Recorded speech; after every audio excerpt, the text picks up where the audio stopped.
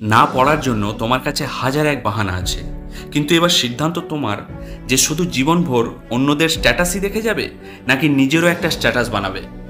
সাম্রাজ্য কারোর পা চেটে বানানো যায় না, এটা নিজের দমেই বানাতে হয়।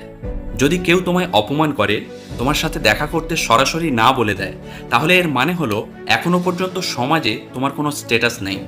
একবার তুমি তোমার স্ট্যাটাস বানিয়ে নাও, তখন এই ছবিটা কিছুটা অন্যরকম হবে। কিছু এমন করো যে যারা তোমাকে আজ পছন্দ করে না, তারা যেন কাল তোমাকে দেখার জন্য উৎসুক হয়ে থাকে। আরে লোক যদি পরিবর্তন হতে পারে, ভাগ্য এমন কি ব্যাপার?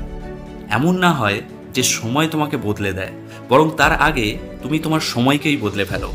এই কথাটা সত্যি যে আমরা সময়কে থামাতে পারবো না, কিন্তু এটাও সত্যি যে যদি আমরা জেদ ধরি, তাহলে এই সময় আমাদেরকেও থামাতে পারবে না। জিতবে তুমি, এটা তুমি নিজের কাছে প্রতিজ্ঞা করো। যতটা ভাবো, চেষ্টা তার থেকে বেশি করো। ভাগ্য খারাপ মনে হলেও সাহস হারাবে না, নিজের উদ্দেশ্য এতটা মজবুত করো। হেরে যাওয়া ভুল না, কিন্তু হার মেনে নেওয়াটা ভুল।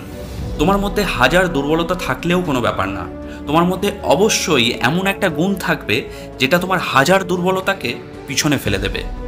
নিজেকে চেনো, নিজেকে একদমই দুর্বল ভেবো না। তোমার ইচ্ছে শক্তির সামনে দুনিয়ার কোনো শক্তি টিকতে পারবে না। নীরবে এত পরিশ্রম করো যেন তোমার সাফল্য চিৎকার করে। ভাগ্যকে জিজ্ঞাসা করো না যে ভাগ্য তোমাকে কি দিয়েছে, প্রশ্নটা নিজেকে করো যে আমরা এখনো পর্যন্ত করেছিটা কি। দেখো, তোমার কাছে এই একটাই জীবন আছে, হয় এটাকে বাহানা দিয়ে কাটিয়ে দিতে পারো, অথবা সংঘর্ষ করে নিজেকে সফলতার ওই চরম শিখরে পৌঁছাতে পারো যেখানে একটা সাধারণ মানুষ বিনা পরিশ্রমে কখনোই পৌঁছাতে পারবে না। আজকের পরিশ্রম কাল তোমাকে তোমার পরিচয় বানিয়ে দেবে। প্রত্যেকটা সেই রাত যেগুলো তুমি পরিশ্রম করে কাটিয়েছ, সে তোমাকে কাল অবশ্যই পুরস্কার দেবে। দারিদ্র্যের সমস্যায় সব ব্যক্তিই ভোগে, কিন্তু যে সঠিক সময়ে সঠিক পদক্ষেপ নিয়ে নেয়, সে দ্বিতীয়বার আর এই সমস্যায় ভোগে না।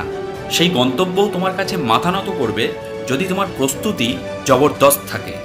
তাই তুমি এগিয়ে চলো তোমার পজিটিভ চিন্তা নিয়ে। সঙ্গে থাকো আর শুনতে থাকো স্বনিয়ন্ত্রিত জীবন।